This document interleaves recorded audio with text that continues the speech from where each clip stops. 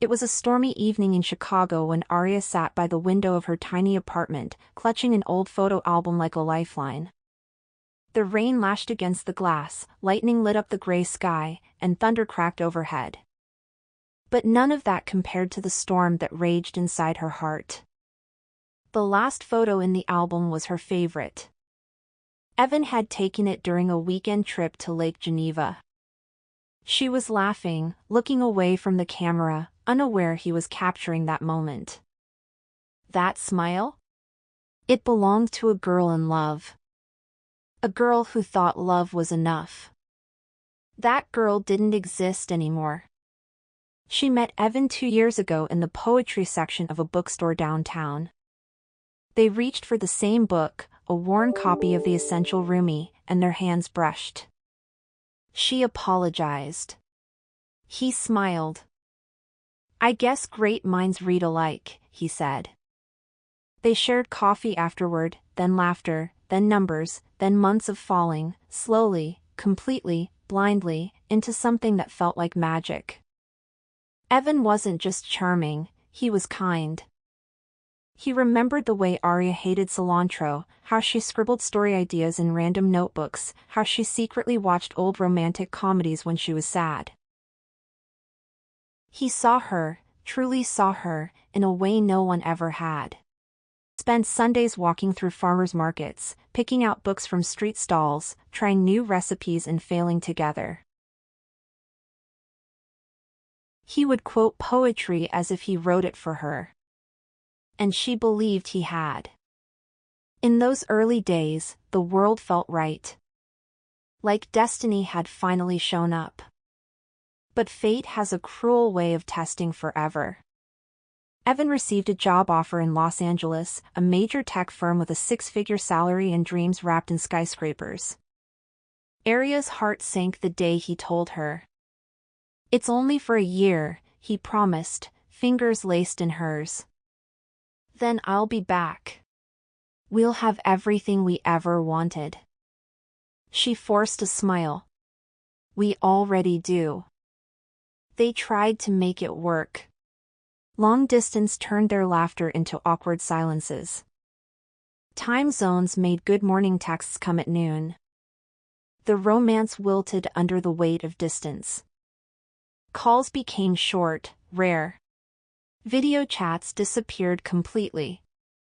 He started sounding distant, emotionally, not just physically. Then came the photo. She hadn't looked for it, it found her. A friend sent a screenshot from Instagram. Evan, at a rooftop bar, smiling with a woman draped around his shoulders. Her hand was on his chest. The caption read, "Can't believe this man is finally mine." Aria stared at the screen in disbelief. She couldn't breathe.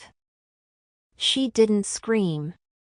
She didn't throw her phone or send angry texts. She simply deleted his number and sat in silence for hours. As if silence could somehow make it all make sense. 6 months passed.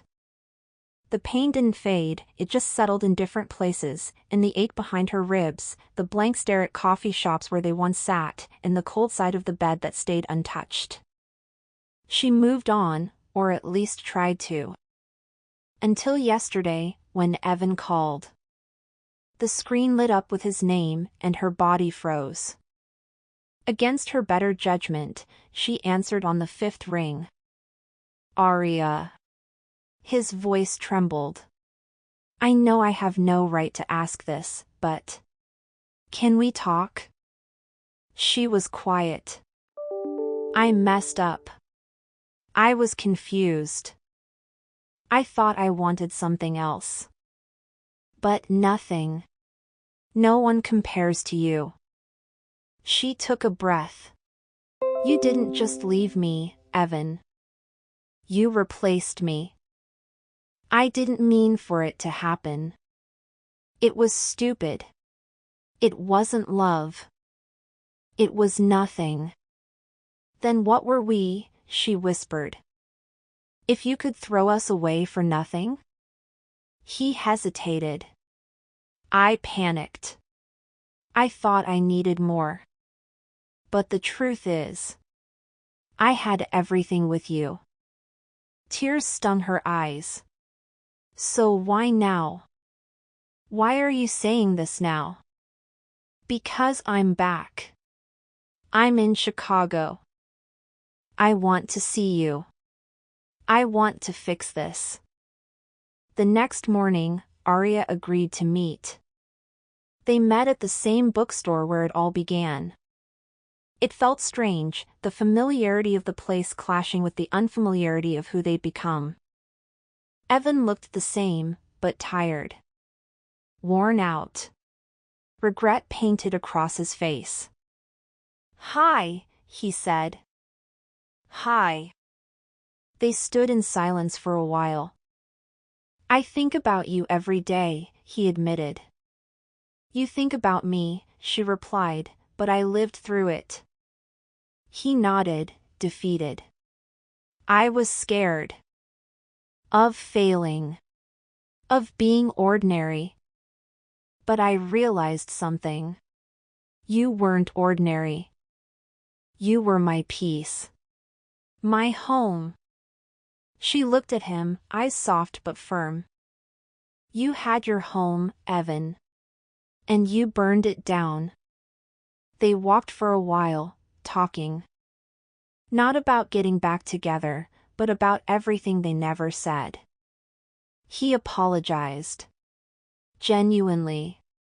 For the ghosting. The betrayal. The silence. She listened.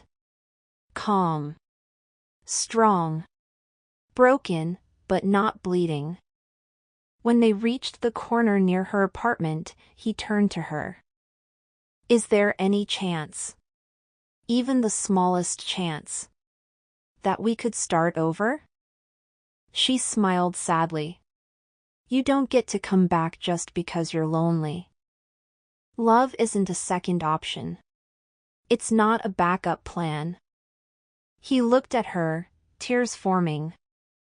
"Then what am I supposed to do now?" She stepped back. "Live with the consequences."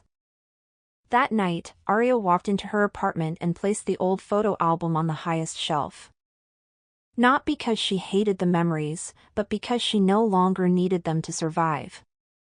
She curled up on the couch, a cup of tea warming her hands. The storm outside had stopped. The city lights blinked like tiny promises. She wasn't healed. Not fully. But she had finally stopped waiting for someone who had already let her go. And in that moment, she realized, some heartbreaks don't come to destroy you. They come to set you free.